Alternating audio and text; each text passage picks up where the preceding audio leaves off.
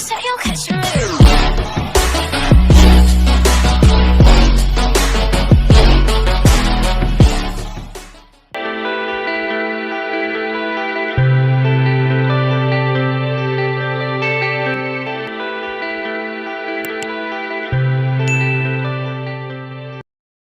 नमस्कार। आज का टॉपिक है भिन्नों की तुलना। आज हम छोटी व बड़ी भिन्न, आरोही क्रम और अवरोही क्रम को समझेंगे। तो छोटी व बड़ी भिन्न निकालने के लिए हम सबसे पहले देखते हैं कि भिन्न का अंश या हर बराबर है क्या। यदि हर बराबर है तो जिस भिन्न का अंश बड़ा होगा वह भिन्न बड़ा होगा, और यदि अंश बराबर है तब जिस भिन्न का हर छोटा होगा वह भिन्न बड़ा होगा। तो इस प्रकार से यहाँ 16 बड़ा है, 12 छोटा है, तो 16/19 बड़ा है और 12/19 छोटा है। उसी प्रकार यहाँ पर भी हर बराबर है, 75 है, तो तब क्या होगा कि 42/75 बड़ा होगा और 35/75 छोटा होगा। यहाँ अंश बराबर है तब 12/17 बड़ा होगा और 12/35 छोटा होगा। और यहाँ पर भी अंश बराबर है तो 7/2 बड़ा होगा और 7/4 छोटा होगा। इस प्रकार से हर यदि बराबर है तो अंश में जो भिन्न का संख्या है अगर बड़ा है तो वह भिन्न बड़ा होगा, और यदि अंश बराबर है तो हर में जिस भिन्न की संख्या छोटा है वह भिन्न बड़ा होगा। अब और आरोही क्रम और अवरोही क्रम निकालते हैं। सबसे पहले हमने प्रश्न लिया है, तो इसमें देखते हैं आरोही क्रम में निकालते हैं।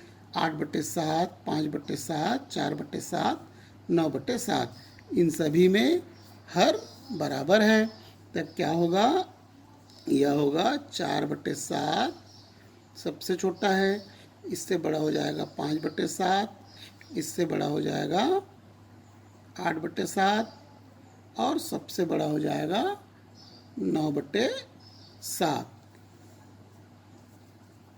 अब इसमें देखते हैं दूसरे प्रश्न में 1/6, 1/19, 1/4, 1/27। यहाँ पर अंश बराबर है, अंश बराबर है तो हर में जो सबसे बड़ी संख्या है वह भिन्न छोटा होगा।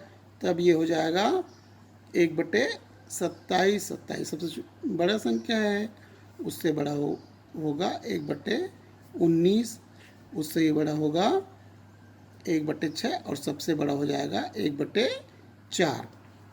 इस प्रकार से हम आरोही क्रम में छोटे से बड़े जाते हैं या बढ़ते क्रम भी बोला जाता है, उसी को आरोही क्रम बोला जाता है। अब अवरोही क्रम में आते हैं। अवरोही क्रम में क्या होगा कि घटते क्रम में लिखते हैं हम संख्याओं को। तो यहाँ पर पहला प्रश्न में 9/12, 5/12, 11/12, 3/12, इन सभी का हर बराबर है। तब घटते क्रम में लिखने के लिए जो सबसे बड़ी संख्या है उसको पहले लिखेंगे। तब क्या होगा, 11/12 सबसे बड़ा है, उससे छोटा 9/12, फिर उससे छोटा 5/12, फिर सबसे छोटा है 3/12। इसी प्रकार दूसरा प्रश्न में देखते हैं 5/25, 5/17, 5/64, 5/6, इन सभी में अंश बराबर है। अंश बराबर होने पर क्या होगा, घटते क्रम में लिखने के लिए सबसे जो बड़ा संख्या है हर में वह सबसे छोटा हो जाएगा, और सबसे छोटा संख्या जो हर में है वह बड़ा हो जाएगा। इसलिए 5/6 सबसे बड़ा होगा, तो 5/6 सबसे बड़ा है, उससे छोटा है 5/17, फिर उससे छोटा 5/25, फिर सबसे छोटा है 5/64। इस प्रकार से यदि हर बराबर है और अंश बराबर है तो आरोही क्रम और अवरोही क्रम आसानी से हम ज्ञात कर सकते हैं। अब यदि अंश या हर दोनों बराबर नहीं हो तब की स्थिति में क्या करेंगे, तब की स्थिति के लिए हम कुछ और प्रश्न ले लेते हैं।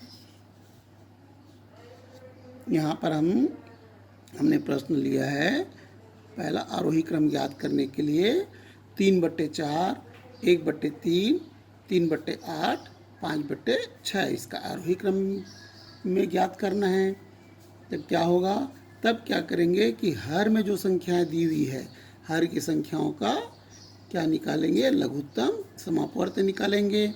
लघुत्तम समापवर्त निकालने के लिए आप जानते हैं, आपको पहले ही बताया जा चुका है लघुत्तम समापवर्त। तो 2 से भाग देंगे, 2 दूनी 4, 3 पूरा पूरा भाग नहीं जाएगा इसलिए 3 को उतार देंगे, 2 चौका 8 और 2 तिया 6। लघुत्तम समापवर्त निकालने के लिए जब किसी संख्या से हम भाग देते हैं गुणनखंड विधि से, तब पूरा पूरा भाग जाना चाहिए, तभी उस संख्या को हम भाग देते हैं। पुनः 2 से देते हैं तो 2 एकम 2, 3 भाग नहीं जाएगा, 2 दूनी 4 फिर 3, फिर यहाँ पर उभयनिष्ठ केवल 3 है, तब क्या हो जाएगा 3 से भाग देंगे तो 1, 3 एकम 3, 2 और 3 एकम 3। इस प्रकार लघुत्तम समापवर्त इसका हो जाएगा 2 गुना 2 गुना 3 गुना 2 बराबर हो जाएगा 2 दूनी 4, 4 तिया 12, 12 दूनी 24। इस प्रकार लघुत्तम समापवर्त 24 आ गया। अब इन संख्याओं का तुल्य भिन्न निकाल लेंगे। 3/4 का तुल्य भिन्न निकालेंगे। उसके लिए क्या करेंगे कि 4 से 24 को भाग देंगे तो कितने बढ़ जाएगा, 6 बढ़ जाएगा। 4 छक्के 24, तो 6 का गुना अंश और हर दोनों में कर देंगे, 3 छक्के 18 और 4 छक्के 24। इसी प्रकार 1/3 का तुल्य भिन्न निकालेंगे, तब क्या होगा, 3 से भाग देंगे 24 को तो 3 अट्ठे 24, तो 8 का गुना अंश और हर में करेंगे तो 8 एकम 8 और 8 तिया 24। अब उसके बाद 3/8 का तुल्य भिन्न क्या हो जाएगा, 3/8 तो 8 तिया 24, तो 3 से गुना हो जाएगा, 3 तिया 9/24। फिर उसके बाद 5/6 बराबर ये हो जाएगा 6 चौक 24, तो 4 4 से गुना करेंगे अंश और हर में, तो 5 चौक 20 बटे 6 चौक 24। अब सभी का हर हमको मिल गया जो कि बराबर है, तब क्या होगा, सबसे आरोही क्रम में लिखने के लिए सबसे छोटी संख्या को पहले लिखते हैं, छोटी संख्या फिर बढ़ते हुए जाते हैं। तब यहाँ पर सबसे छोटा कौन है, 9/24, फिर उससे बड़ा है, सबसे छोटा है 8/24, फिर उससे बड़ा है 9/24, फिर उससे बड़ा है 18/24, फिर सबसे बड़ा है 20/24।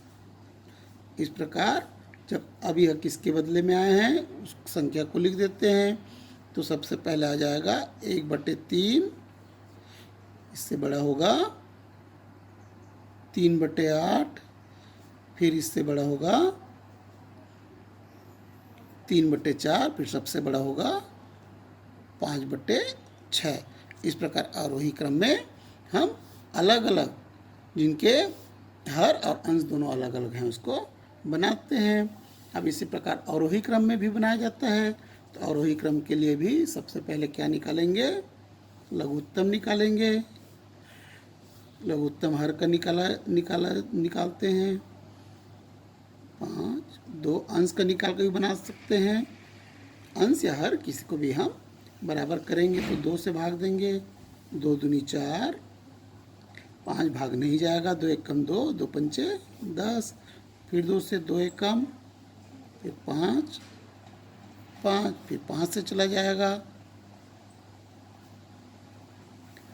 तो लघुत्तम समापवर्त क्या हो जाएगा, 2 गुना 2 गुना 5 बराबर 2 दूनी 4, 4 पंचे 20। एक और दूसरा तरीका है, जैसे आरोही क्रम में हमने तुल्य भिन्न के तरीके से बनाए, अब डायरेक्ट विधि से आरोही क्रम ज्ञात करने के लिए क्या कर सकते हैं, सीधा इसको लिख सकते हैं 4 से भाग देंगे 5 पर जाएगा, 4 पंचे 20, 5 से 3 का गुना कर देंगे तो कितना हो जाएगा ये 5 तिया 15/20, 5 से गुना कर 5 से भाग देंगे 20 को, ये हो जाएगा 5 चौक 20, 4 से इसको गुना कर देंगे 4 को, 4 चौक 16/20, 2 से भाग देंगे 10 बढ़ जाएगा, 10 से कम 10/20, 10 से भाग देंगे 2 बढ़ जाएगा तो 2 सत्ते 14/20। इस प्रकार से इसका तुल्य भिन्न इस विधि से ऐसे निकालते हैं जैसे अभी आरोही क्रम बताते समय मैंने बताया, तो वही है, लेकिन मैंने इसको डायरेक्ट निकाल दिया। अब आपको क्योंकि भिन्न तो अच्छे समझ में आ गया है, लघुत्तम भी जानते हो आप, इसलिए इसको आसानी से निकाल सकते हैं। अब आरोही क्रम में बनाने के लिए क्या करते हैं कि सबसे बड़ी जो भिन्न रहेगा उसको पहले लिखेंगे, फिर घटते हुए जाएंगे। तो सबसे बड़ा भिन्न यहाँ पर कौन सा है, 16/20 है, फिर उससे छोटा है 15/20, फिर उससे छोटा है 14/20, सबसे छोटा है 10/20। अब ये हमारा उत्तर नहीं है, कई बच्चे यहीं पे उत्तर छोड़ देते हैं, लेकिन ऐसा नहीं है। फिर हमारा प्रश्न जो दिया है उससे फिर मिलाकर उत्तर को बनाएंगे। तो 16/20 किसके स्थान पर आया, 4/5 का तुल्य भिन्न है, तो ये हो जाएगा 4/5। फिर 15/20 किसके स्थान पर आया, 3/4, 3/4 का तुल्य भिन्न है। उसके बाद क्या आएगा ये 7/10, फिर सबसे छोटा होगा 1/2। इस प्रकार से आरोही क्रम और अवरोही क्रम ज्ञात करते हैं। इस प्रकार से आपने अब छोटी भिन्न बड़ी भिन्न ज्ञात करना, आरोही क्रम और अवरोही क्रम जब समान हर हो या समान अंश हो अथवा असमान हो, आप अच्छे से समझ गए होंगे। धन्यवाद।